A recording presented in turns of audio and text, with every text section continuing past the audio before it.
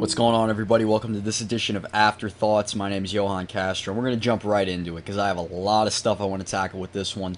UFC 244 was a massive pay-per-view event. It was one of the biggest events the UFC's ever put on, for my money.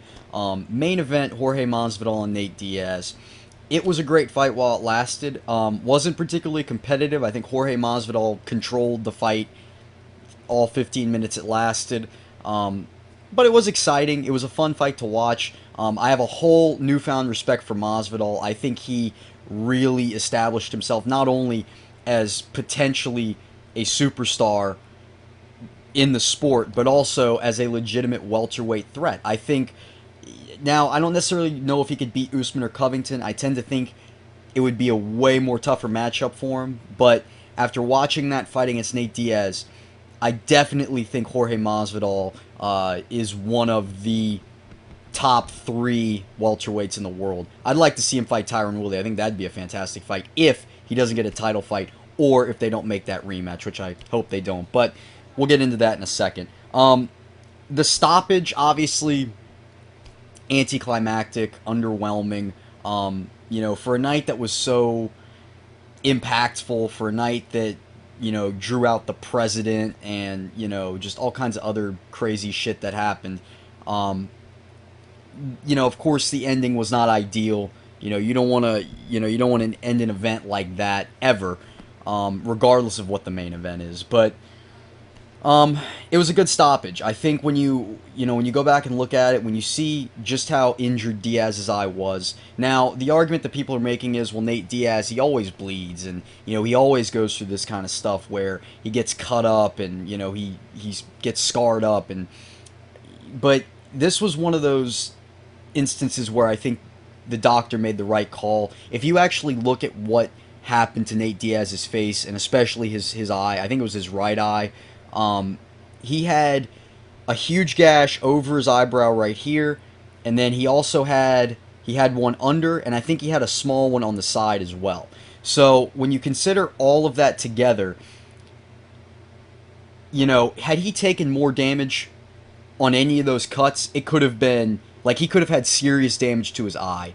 And again, the BMF title, an underwhelming end to it, but when it's all said and done, it is still a fight, and the most important thing is the safety of the fighter. So, even though he wanted to continue, and even though the ending was not the best for fans and for whoever, I think it was the right thing to do, because Diaz, he was sliced up, and I think had that fight continued, there's no evidence pointing to the idea that Diaz would have gotten any better or that the result would have changed. We've never seen, there's this idea that Diaz is this great fighter in the 4th and 5th rounds, but he's only been to championship rounds twice in his career, and he lost both fights. So I don't really know where that argument comes from. And Masvidal was still putting it on him. Even in the 3rd round, late in the 3rd round, even though Masvidal was gassing a little bit, he was still putting it on Diaz pretty hard. Aaron Bronstetter of TSN actually tweeted out the scorecards. Masvidal had 2 30-26s and a 30-27 going into the presumable 4th round. So there's really no reason that fight should have continued. I think Masvidal did what he needed to do to win. And again, I think his stock just absolutely shoots up. He's blown up now as a star, and it really makes me wonder, how big of a star is Jorge Masvidal after this fight? Because we all know Nate Diaz is a name, from the Conor fights, from his history being this this anti-hero character that the UFC tries to build him as. We know Nate Diaz is a big name, but how much did this win actually help Jorge Masvidal become a name? Could he headline a pay-per-view without it being a title fight? That's really what I think the big takeaway from this is going to be whenever we find out when that will be. Who does Masvidal fight next? Does he fight Usman or Covington? I think probably the answer to that is yes. I don't think we'll see a rematch yet, and I think we're going to find out just how big of a star Jorge Masvidal is. I think I don't know if he's not on that Conor level. He's probably not even on Diaz's level, but he's definitely a star now. Combining the Askren knockout with this Great performance against a guy who so many people have a lot of respect for. Jorge Masvidal, I think, is now locked in as a star. Probably even in the mainstream. I mean, the guy, I see him on ESPN all the time. He's been on that Get Up show like 3 or 4 times already. He goes on Dan Le Batard's show very frequently. Yeah, I mean, I think he's really coming into his own as a mainstream superstar in the UFC. So we're gonna really see his star grow, and we're gonna find out how big of a star he is, I think, in his next fight. Because if he fights Usman or Colby, I think he's a bigger star than both of those guys, regardless of the fact those two guys are fighting for the belt. And I think we're gonna find that out in his next fight. As for Diaz now, and I've been saying this a lot lately with fighters who are losing.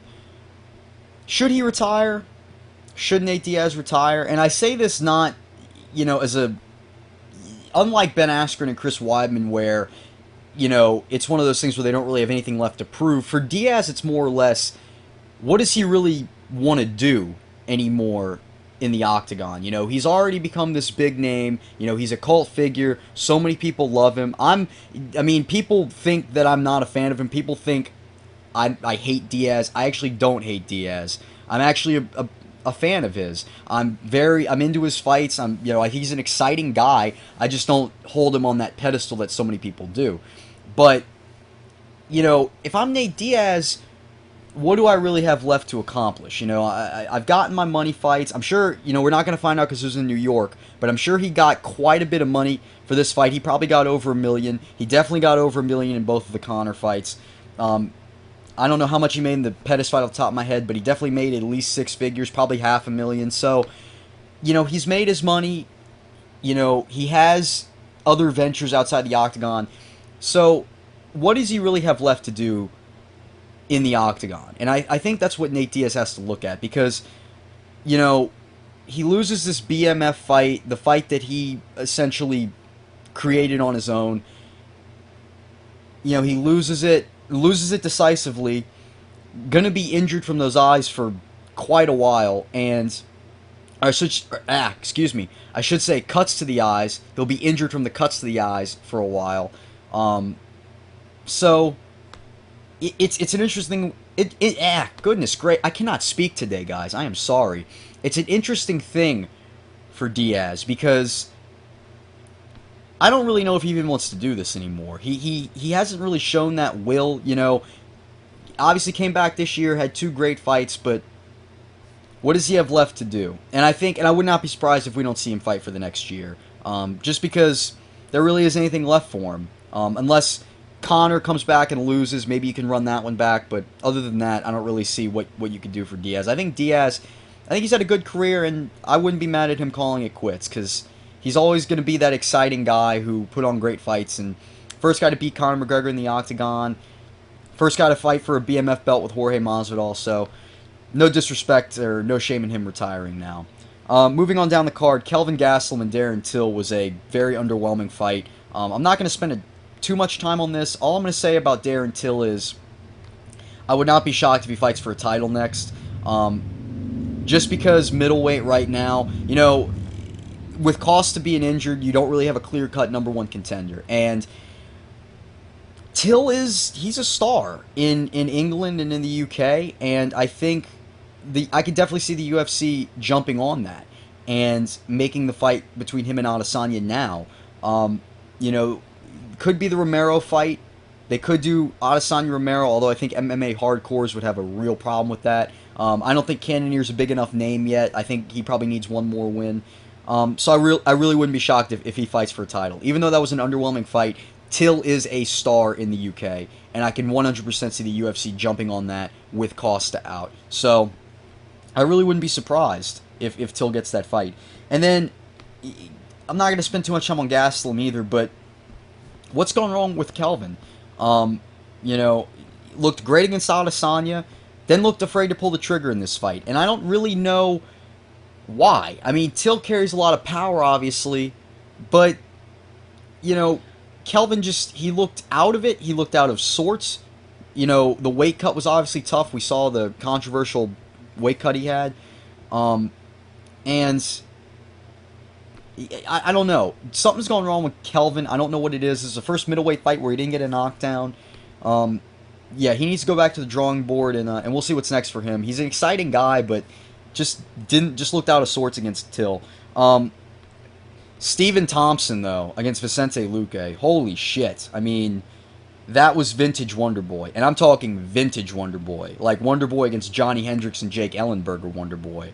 That was clinical. That was a beautiful performance from Wonder Boy. He's back in title contention.